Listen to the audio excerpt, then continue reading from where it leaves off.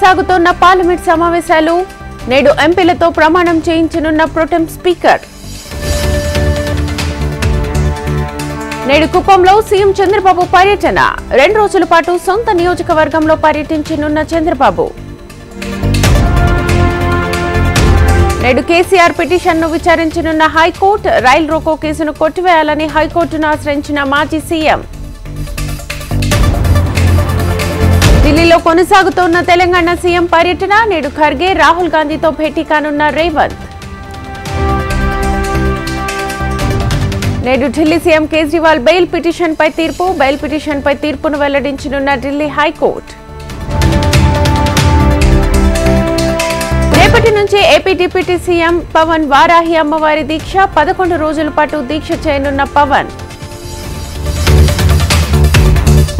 IAS అధికారి గోపాలకృష్ణ ద్వివేదిని బదిలీ చేసిన ఏపీ ప్రభుత్వం. జీఏడీలో రిపోర్ట్ చేయాలని ద్వివేదికి ఆదేశాలు. విద్యుత్ కొరత లేకుండా చర్యలు తీసుకుంటాం. శ్రీశైలం హైడల్ పవర్ ప్రాజెక్టుపై సమీక్షిస్తామన్న భట్టి. జీవన్ రెడ్డిని బుజ్జగించేందుకు ప్రయత్నించిన శ్రీధర్ బాబు. ఆలోచించి నిర్ణయం తీసుకుంటానన్న ఎమ్మెల్సీ. మంత్రి దామోదర రాజనరసింహతో జూడాల చర్చలు అసంపూర్ణం. సమ్మె కొనసాగిస్తామన్న జూడాలో. నేతన్నలవి ఆత్మహత్యలు కావు, ప్రభుత్వ హత్యలు. కక్షలతో నేతన్నల ప్రాణాలు బలిపెట్టవద్దన్న కేటీఆర్. డబుల్ బెడ్రూమ్ దరఖాస్తుదారులకు ఫేక్ కాల్స్. పోలీసులు విచారణ జరపాలన్న ఎమ్మెల్యే రాజాసింగ్.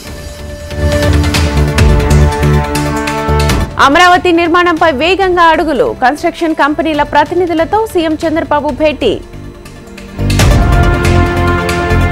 5 హామీలకు ఏపీ కేబినెట్ ఆమోదం. జూలై 1 నుంచే పెంచిన పెన్షన్. గత ప్రభుత్వం 5 ఏళ్లలో ఒక్క టీచర్ పోస్టు భర్తీ చేయలేదు. నాణ్యమైన విద్యను అందించాలని సీఎం ఆదేశించారన్న పార్థసారథి.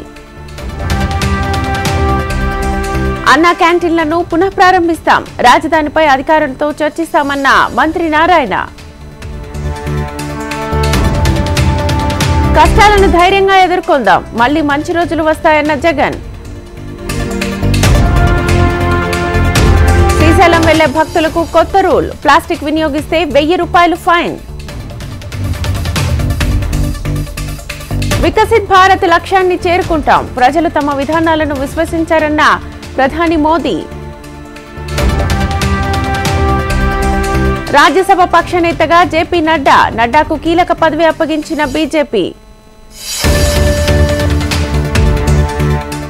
రాజ్యాంగంపై ప్రధాని మోదీ, అమిత్ షా దాడి. ప్రతిపక్షాల నుంచి మోదీ తప్పించుకోలేరన్న రాహుల్. ప్రధాని మోదీ ఎమర్జెన్సీ వ్యాఖ్యలపై ఖర్గే కౌంటర్. ఎమర్జెన్సీ విధించకుండానే ఆ తరహా పాలన కొనసాగిస్తానన్న ఖర్గే. పేపర్ల లీకేజీ వ్యవహారం కొత్త విషయం కాదు. ఢిల్లీకి సైతం పాకిందన్న అఖిలేష్. ఢిల్లీ నీటి వాటా కోసం మంత్రి అతిశి నిరాహార దీక్ష. మంత్రి ఆరోగ్యం క్షీణిస్తోందన్న వైద్య బృందం. T20 వరల్డ్ కప్ లో సెమీస్ కి దూసుకెళ్లిన భారత్. 24 పరుగులతో ఆస్ట్రేలియాపై భారత్ ఘన విజయం.